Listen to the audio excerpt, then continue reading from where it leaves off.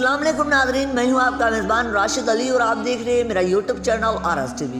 नाज़रीन, मोहम्मद बिन कासिम के हवाले से हमारी तारीख और मदारिस की किताब बार बार ये तो बताती है कि मोहम्मद बिन कासिम ने 17 साल की छोटी सी उम्र में सिपा सालारी करते हुए सिंध पर हमला किया और बड़ी महारत में देवल से लेकर मुल्तान तक का इलाका थोड़ी ही अरसे में फतह कर लिया।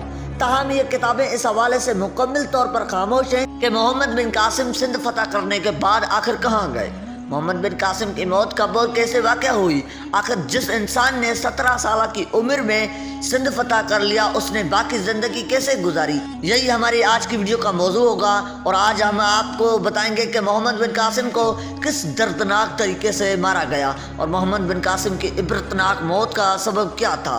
वीडियो में आगे बढ़ने से पहले आपसे पहले की तरह यही गुजारिश है कि हमारे वीडियो को शुरू से लेकर एंड तक ज़रूर देखिएगा और अगर हमारे चैनल पर नए हैं तो इसे सब्सक्राइब भी ज़रूर कीजिएगा और साथ ही खड़े बेल आइकन पर ज़रूर दबाइएगा ताकि हर दुनिया की मुफीद मालूमात आप तक सबसे पहले पहुंच सके। तो अब नाज़रीन बाकायदा मौजू का आगाज़ करते हैं। नाज़रीन, मोहम्मद बिन कासिम का पूरा नाम इमामुद्दीन मोहम्मद बिन कासिम था, जो बनु उमैया के एक मशहूर और जालिम सिपहसालार एजाज बिन यूसुफ के भतीजे थे। मोहम्मद बिन कासिम ने 17 साल की उम्र में सिंध फतह करके हिंदुस्तान में इस्लाम को मुतारिफ करवाया। उनको इस अजीम फतह के बायस हिंदुस्तान और पाकिस्तान के मुसलमानों में एक मसीहा का एजाज हासिल है और इसलिए सिंध को बाबुल इस्लाम कहा जाता है क्योंकि हिंदुस्तान पर इस्लाम का दरवाज़ा यहीं से खुला। नाज़रीन, जिस इलाके पर सिंध का इतलाक होता था वो बहुत लंबा था। ये मगरब में मकरान तक, जनूब में बहराए अरब और गुजरात तक, मगरब में मालिये के वस्त और राजस्थान तक और शुमाल में मुल्तान से गुजरकर जनूबी पंजाब के अंदर वसी था और इस तमाम तर इलाके को सिंध ही कहा जाता था। मगर ये सिंध दो हिस्सों में तकसीम था। शुमाली सिंध पर राजा दहर के बड़े भाई की हुकूमत थी जबकि जनूबी सिंध पर राजा दहर हुक्मरानी करता था। नाज़रीन, दोनों भाइयों में इख्तलाफ इस वक्त पैदा हुआ जब राजा दहर ने अपने नजूमियों और अपने दरबारियों के कहने पर अपने ही सगी बहन लाडी से शादी करने का फैसला किया। नजूमियों के मुताबिक लाडी बहुत ज़्यादा खुश नसीब थी और जिससे उसकी शादी होती। राजा दहर के बड़े भाई दाहिरतिया को ये बात बहुत नागवार गुजरी और वो एक बहुत बड़ी फौज के साथ राजा दहर पर हमलावर हुआ। इससे पहले कि दोनों की आपस में जंग होती, राजा दहरतिया चीचा की बीमारी का शिकार हुआ और मारा गया और इस तरह राजा दहर पूरी सिंध का राजा बन गया। नाज़रीन, ये मुल्क सिंध में बहरी कज़ाकों, लुटेरों और सल्तनत उस्मानिया के बागियों के लिए एक महफूज पनागाह था। एक मरतबा श्रीलंका के हाकिम ने कुछ तोहफे खुलफा की खिदमत में अरसाल किए और उस जहाज में कुछ मुसलमान औरतें भी बैतुल्लाह शरीफ की ज़ियारत की गर्ज से सफ़र कर रही थी। लेकिन दीबल के तमाम पर यह जहाज़ बहरी लुटेरों का निशाना बना और जहाज़ के तमाम मुसाफिरों को कैदी बना लिया गया सिवाय एक फर्द के, जो फरार होकर हिजाज बिन यूसुफ की खिदमत में पहुंचा।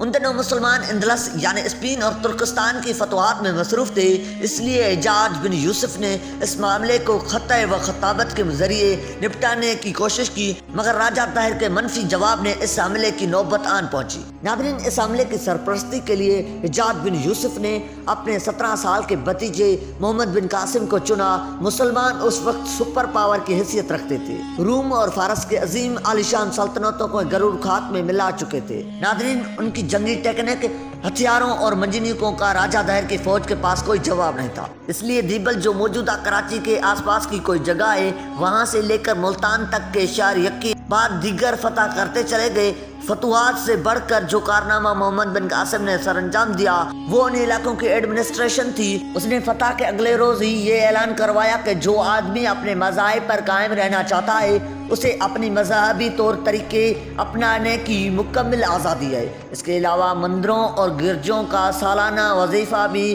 बैतुल माल से मुकर्रर किया। वो अब अवामुल नास में इतना ज़्यादा मकबूल हो गया कि शहर के लोगों ने उनकी याद में शहर के बीचों बीच उनका मुजस्मा तैयार करवाया। नाज़रीन, अब शुरू होता है उस कहानी का तारीखी बाब। तकरीबन सारे ही मौरिखीन इस बात पर मुत्तफिक हैं कि मोहम्मद बिन कासिम की वफ़ात 20 साल की उम्र में हुई, जब कुछ ने 19 साल लिखा है। मगर इस बात पर सब मुत्तफिक हैं कि यानी मोहम्मद बिन कासिम सिंध फतह करने के बाद तकरीबन 2 या 3 साल जिंदा रहा। दूसरी बात यह है कि मोहम्मद बिन कासिम की मौत मैदान जंग में लड़ते हुए नहीं हुई।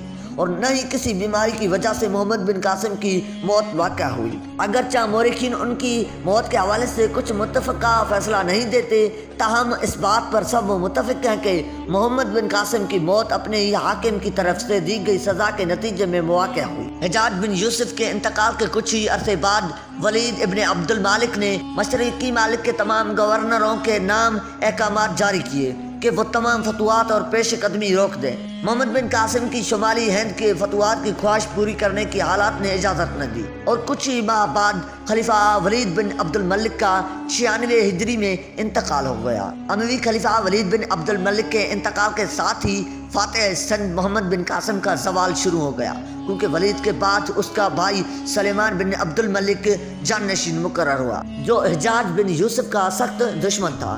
حجاج کا انتقال اگرچہ اس کے خلافت کے آغاز سے قبل ہی ہو گیا تھا، لیکن اس عداوت کا بدلہ اس نے حجاج کے تمام خاندان سے لیا، اور محمد بن قاسم کے تمام خدمات اور کارناموں کو نظر انداز کرتے ہوئے انہیں حجاج کے خاندان کا فرد ہونے کے جرم میں عتاب کا نشانہ بنایا۔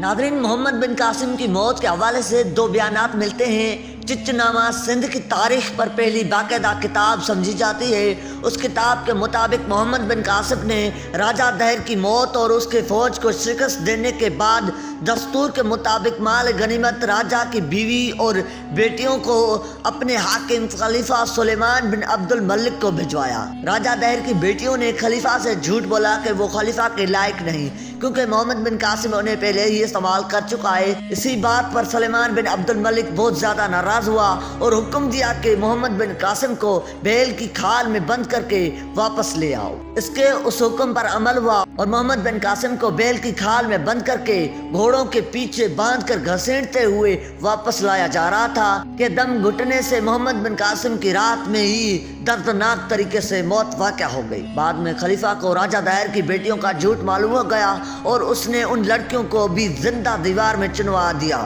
ناظرین، محمد بن قاسم کی موت کا دوسرا بیان البداری کی کتاب فتول البدان سے بیان کیا جا رہا ہے، جس کی مطابق 714 عیسوی میں حجاج بن یوسف کی موت کے بعد سلیمان بن عبد الملک نے حکومت سنبھالی۔ وہ حجاج بن یوسف کو سخت ناپسند کرتا تھا۔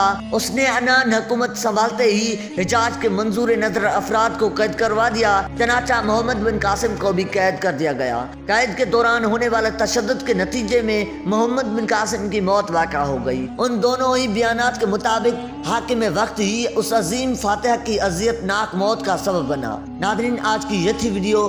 امید ہے کہ ہماری یہ ویڈیو آپ کو ضرور اچھی لگی ہوگی۔ ویڈیو اچھی لگی ہے تو ہمارے چینل کو سبسکرائب کرنا اور ساتھ کھڑے بیل آئیکن پر ضرور دبانا، تاکہ ہر دنیا کی مفید معلومات آپ تک سب سے پہلے پہنچ سکے۔ ملتے ہیں ایک نیکسٹ ویڈیو کے ساتھ، تب تک کے لیے اللہ حافظ۔